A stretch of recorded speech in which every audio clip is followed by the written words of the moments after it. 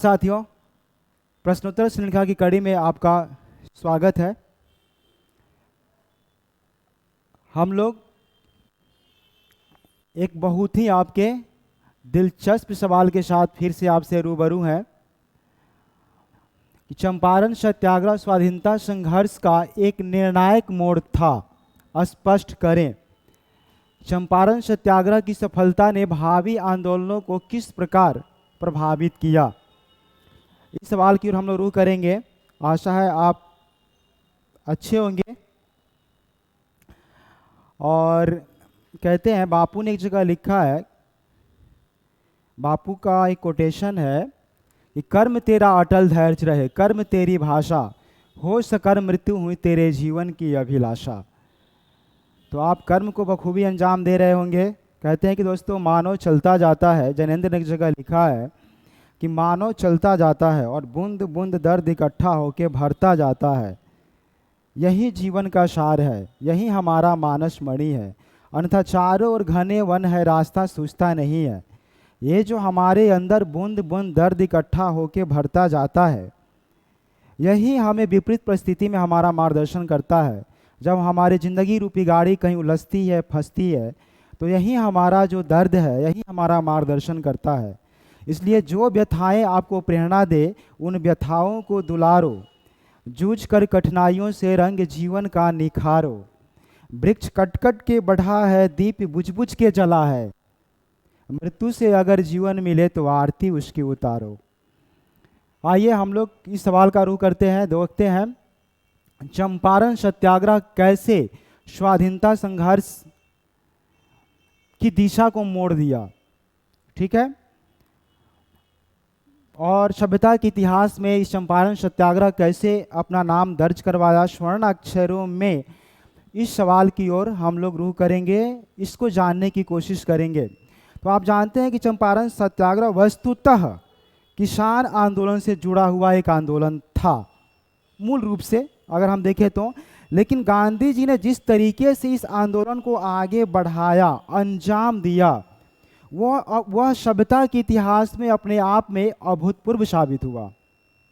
ठीक है। जिस तरीके से गांधी ने इस आंदोलन को अंजाम दिया, मैं आप इस पर फोकस कीजिएगा। ये मूलतः जो आंदोलन था, ये बात हम सभी जानते हैं, किताबों में हम लोगों ने पढ़ा है कि यह आंदोलन मूलतः तिनकठिया पद्धति से संबंधित था, जिसमें किसानों को जमीन के 3/20वें भाग पर नील की खेती करना अनिवार्य था। ठीक है। इस खेती के तहत क्या होता था कि ये खेती मूल रूप से किसानों को उपजाऊ भूमि पर करना होता था, जिससे खेती कुछ ही समय में वो बंजर हो जाती थी। ठीक है। दूसरी बात, किसानों की फसल की कीमत बहुत कम थी, लगान की दर ऊंची थी। ठीक है। उसके बाद क्या हुआ, इतना ही नहीं, एक तो फसल की कीमत भी बहुत कम थी, भूमि अनुपजाऊ हो जाती थी। दूसरी बात, द्वितीय विश्व युद्ध के दौरान यह भी देखा गया कि किसानों से सिंचाई के पैसे भी वसूले जाने लगे, किसानों से सिंचाई के भी पैसे वसूले जाने लगे। तो इस तरह ये जो स्थिति है, जो तिनकठिया प्रथा है, किसानों के लिए बहुत ही शोषणकारी बन गई। ठीक है। इस चीज को प्लस दूसरी बात क्या थी कि इस व्यवस्था में जो तिनकठिया जो पद्धति थी, इसमें मुआवजे की क्षतिपूर्ति, फसल की क्षतिपूर्ति होने पर मुआवजे की कोई व्यवस्था भी नहीं थी। ठीक है। और यहाँ तक कहा जाता था कि इस नील की खेती में जो किसान, इसको एक वो हौदा बनाया जाता था, उसमें इसको सड़ाया जाता था, उसके बाद इसे नील निकलता था। ठीक है। तो किसानों को एक प्रचलन हो गया कि किसान जो इसकी खेती करते थे और वो उसको पानी में जो डाला जाता था, तो लंबे समय तक किसानों का शरीर वो पानी में रहने से नीला पड़ जाता था। और उस व्यक्ति के बारे में एक धारणा किस समाज में फैल जाती थी कि उसका वो नपुंसक हो जाएगा। तो इस तरह कई तरह से इस खेती ने किसानों के लिए पीड़ादायी साबित हुआ।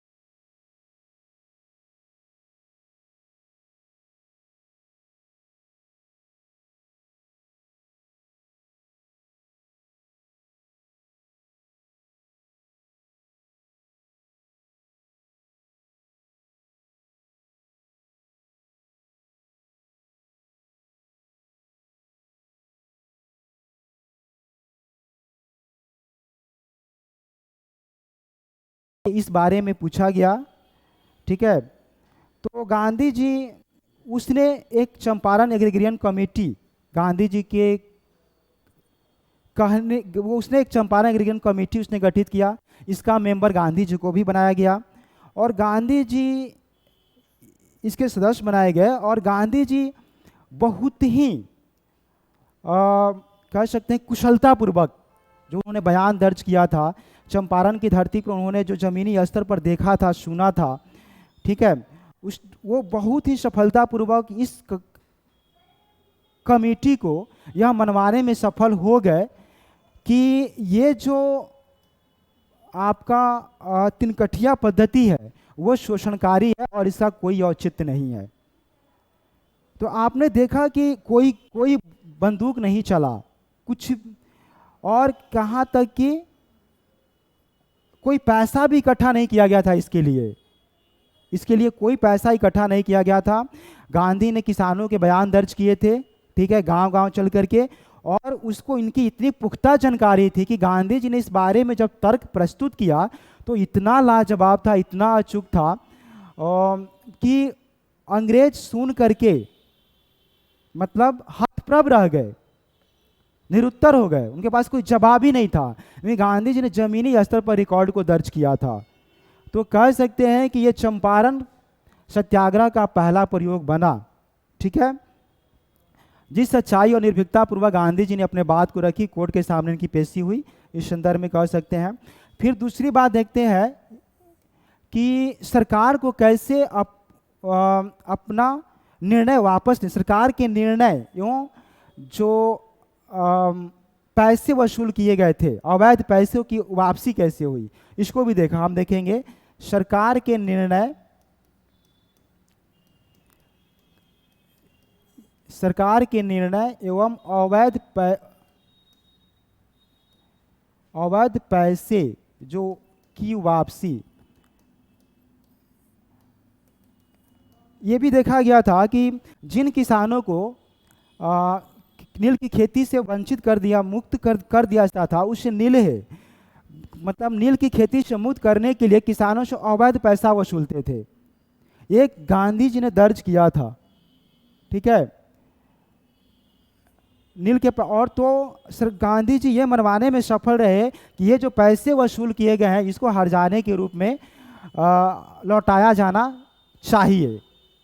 सरकार ने इस कमेटी को और ये कमेटी सर गांधी जी के सुझाव को मानने में भी मतलब गांधी जी ने इसको मनवाया। ये कमेटी मानने में मतलब अपनी स्वीकारोक्ति दी। ठीक है, तो इसमें क्या हुआ कि एक तो सरकार ने क्या किया, इससे डिसीजन क्या हुआ, एक तो तिनकठिया पद्धति को खत्म कर दिया गया। गांधी जी ये मनवाने में सफल हुए ये कैसे शोषणकारी है। ठीक है, तो तिनकठिया पद्धति को भी सरकार ने क्या किया, खत्म कर दिया। और जो हर्जाने के रूप में गांधी जी ने हालांकि 25% कहा था, तो ये सरकार ने 20% राशि लौटाने के लिए सरकार ने आदेश जारी किया। तो आप देख सकते हैं कि कैसे दोनों ही स्तर पर गांधी जी ने सविनय, मैं बार बार कर रहा हूं कि सविनय, इन दोनों चीजों को गांधी जी ने सफलतापूर्वक इन दोनों चीजों को मनवाया। ठीक है, ये खत्म करने में गांधी जी सफल हुए। तिनकठिया पद्धति खत्म कर दी गई, सरकार ने निर्देश दिया, सरकार ने आदेश जारी कर दिया कि हाँ इसका कोई औचित्य नहीं है और ये शोषणकारी है, किसानों को इससे काफ़ी नुकसानदेह है। और बिना कोई, ये भी मैं बार बार कर रहा हूँ, बिना कोई लाठी चलाए, खून गिराए, बिना कोई पैसा इकट्ठा किए। तो आज आप सोच सकते हैं कि आजकल जो आंदोलन होता है उसके स्वरूप और उन दिनों गांधी जो आज से 100 साल पहले जो आंदोलन को चलाए उसका स्वरूप कैसा था, कितना अंतर है, बिना कोई खून गिराए, बिना कोई पैसे की वसूली किए। ठीक है, तो ये काम गांधी जी ने किया। उसके बाद आप देख सकते हैं तीसरा में हम देखेंगे कैसे ये जो आंदोलन था, राष्ट्रीय आंदोलन ये जो था, कैसे जनोन्मुखी बना। वास्तविक अर्थ में ये जो आंदोलन था, पर इसके पहले ऐसा कोई आंदोलन नहीं था। राष्ट्रीय आंदोलन वास्तविक अर्थ में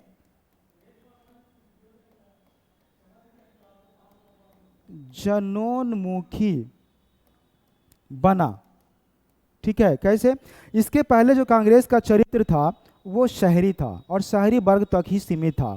आपको जानना चाहिए कि इसमें गांधी जी ने जो राजेंद्र प्रसाद को जोड़ा, राजेंद्र प्रसाद या गोरख प्रसाद या फिर आपके राजकुमार शुक्ल, ब्रजकिशोर प्रसाद, पीर मोहम्मद मुनिस जैसे पत्रकार थे, तो उनको गांधी जी ने इस आंदोलन से जोड़ा। इन सारे लोगों ने पहले कांग्रेस का नाम सुना था। ठीक है, इन लोगों ने सबसे पहले कांग्रेस का नाम सुना था और कभी सोचते थे कि मैं कांग्रेस से जोड़ूंगा, लेकिन गांधी जी का चमत्कार देखिए, उनका प्रभाव देखिए कि गांधी जी ने इन सारे लोगों को सक्रिय कांग्रेसी बना दिया। ये सारे लोग गांधी जी के साथ गांव गांव घूमते थे और बयान, रैयतों के बयान दर्ज करते थे। तो आपने देखा कि कैसे ये सारे लोगों को गांधी जी ने जमीन पर उतार दिया, एक सक्रिय कांग्रेसी बना दिया। देखते ही देखते ये आंदोलन जनमुखी बन गया। और भी आगे देखेंगे, मैं बताऊंगा कि कैसे इससे महिलाएं जुड़ गई। ठीक है, और भी कई जो उस समय के जागरूक लोग थे वे लोग जुड़ गए, उन लोगों ने रुचि लेनी शुरू कर दी, क्योंकि इस आंदोलन का चरित्र और स्वभाव ही कुछ ऐसा गांधी जी ने बनाया कि उन लोगों ने रुचि दिखाना प्रदर्शित कर दिया, जो जागरूक जो कुछ लोग थे। ठीक है, उसके बाद देखते हैं कि ये जो आंदोलन है इसका राष्ट्रीयकरण कैसे हुआ। ठीक है, शोषित वर्ग की समस्याओं का कैसे राष्ट्रीय स्तर पर समस्याएं उठी। इससे पहले किसानों की समस्याएं, खास करके जो शोषित वर्ग था उनकी समस्याएं शायद ही राष्ट्रीय स्तर पे उठती थी, चर्चा का विषय बनती थी और एक मुद्दा बनता था। तो गांधी जी ने शोषित वर्ग की समस्याओं का, कह सकते हैं जो शोषित वर्ग की समस्याओं का क्या किया, राष्ट्रीयकरण कर दिया। आप जानते हैं कि ब्रिटिश सरकार में अगर कोई वर्ग सबसे ज्यादा पीड़ित उत्पीड़ित था तो वो किसान वर्ग था। ठीक है, क्योंकि किसान ब्रिटिश सरकार का जो भू राजस्व नीति थी, आप जानते हैं, वो अत्यंत पीड़ादायी थी। लगान की दर अत्यंत ऊंची थी, किसानों की जमीन कभी भी छीनी जा सकती थी और सबसे बढ़कर ये बहुत ही पीड़ादायी थी, किसानों के लिए काफ़ी नुकसानदेह था। किसानों को जमीनी स्तर पर अंग्रेजों के इस भू राजस्व नीति का एहसास था। ठीक है, वो जुड़े हुए थे। तो खासकर किसान जो जमीन की समस्या से जुड़े हुए थे, जब वो राष्ट्रीय आंदोलन से जुड़े तो क्या हुआ, इससे हमारा आंदोलन और भी ज़्यादा सशक्त और प्रामाणिक बना। प्रामाणिक इस संदर्भ में कह सकते हैं, कैसे सशक्त और प्रामाणिक बना। प्रामाणिक इसलिए कि इनके पास क्या था, भोगा यथार्थ था। ये इन्होंने जमीनी स्तर पर किसान अंग्रेजों की नीति को इम्प्लीमेंट करते हुए देखा था, वो उसके साक्षी थे, साक्षी नहीं थे, भू राजस्व नीति के साक्षी थे। तो जाहिर है ये कुछ भी बोलते तो ज़्यादा प्रामाणिक होता। और कांग्रेस से इसके पहले का जो वर्ग जुड़ा हुआ था वो तो शहरी था, वो इन चीज़ों से तटस्थ था। ठीक है, उनका इससे कोई दूर दूर तक कोई सरोकार नहीं था। सरोकार था तो किसानों का था, उत्पीड़ित वर्ग का था। तो वो कुछ भी कहते तो उनकी बात का अपना एक मतलब होता। तो जाहिर है कि इससे हमारा कांग्रेस और भी ज़्यादा सशक्त और प्रामाणिक बना। क्योंकि और सबसे बढ़कर क्या हुआ कि इससे हमारा आधार, कांग्रेस का जो आधार का जो था उसका विस्तार हुआ, कांग्रेस के आधार का विस्तार हुआ। ठीक है, कांग्रेस और भी ज़्यादा समावेशी बना, कांग्रेस और भी ज़्यादा समावेशी बना। ठीक है, ये और भी ज़्यादा समावेशी बना। पांचवा कह सकते हैं कि ये जो आंदोलन था वो राजनीतिक कम, ठीक है, वो राजनीतिक कम था और कह सकते हैं कि वो सामाजिक और रचनात्मक ज़्यादा था। कैसे, किस संदर्भ में? अब देखिए, ये सामाजिक, हाँ, ये जो आंदोलन था आंदोलन वो राजनीतिक कम सामाजिक ज़्यादा था। सामाजिक एवं रचनात्मक ज़्यादा था।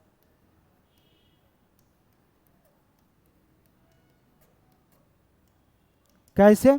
अब देखिए, जितने भी चंपारण की प्रयोगशाला में जितने भी प्रयोग हुए, चाहे साफ सफाई हो, प्राकृतिक चिकित्सा हो, पशुपालन से लेकर कुटीर उद्योग तक जितने भी सारे प्रयोग हुए, वो एक तरह से अभूतपूर्व साबित हुआ आगे आने वाले समय में। गांधी जी ने, आपको जानकर आश्चर्य होगा कि गांधी जी 5-6 स्कूल खोलना चाहते थे, लेकिन वो 3 ही जगह स्कूल खोल पाए। वह बड़हरवा, भितिहरवा, मधुबन में 3 स्कूल खोले। इसमें एक डॉक्टर जिन्होंने पढ़ाई इंग्लैंड में हुई थी, मुंबई के थे, डॉक्टर देव को वहां बुला करके साफ सफाई और स्वास्थ्य संबंधी कामों में लगाया गया था। कस्तूरबा स्वयं बीमारों की सेवा करते थे। ब्रजकिशोर प्रसाद शिक्षण का काम करते थे, खादी के बारे में जानकारी देते थे।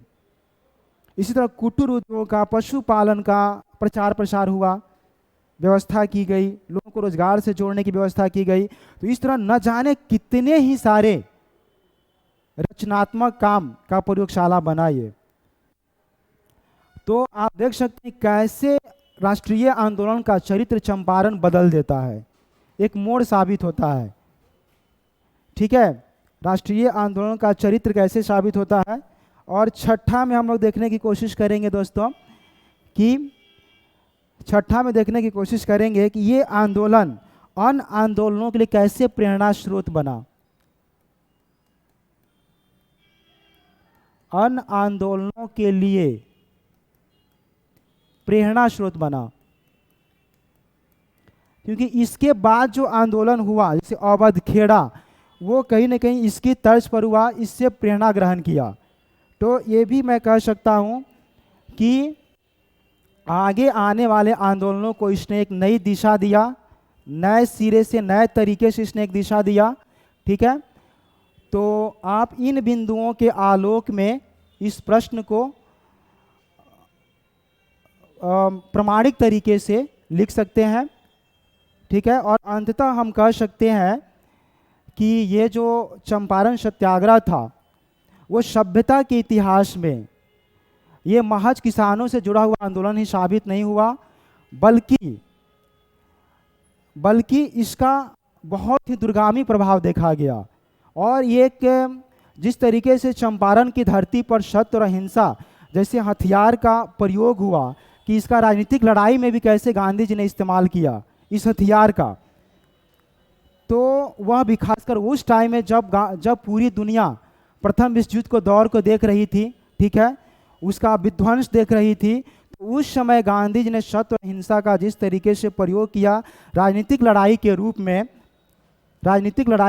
में, वह इसका साक्षी बना चंपारण सत्याग्रह। और सबसे बढ़कर सभ्यता के इतिहास में ऐसी लड़ाई जो भारतीय स्वरूप का अपने आप में अनोखा था, अद्भुत था, जिसका गांधी जी ने चंपारण की धरती पर प्रयोग किया।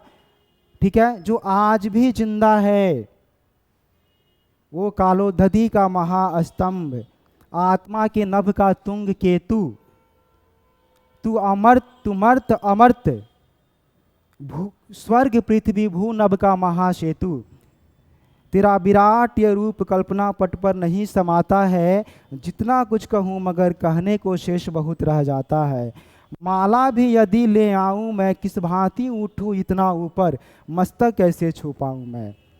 तो दिनकर की इन्हीं पंक्तियों के साथ मैं इस प्रश्नोत्तर श्रृंखला की कड़ी को ख़त्म करते हैं। अगली बार फिर मिलते हैं साथियों, तब तक के लिए जय Hind. Thank you so much.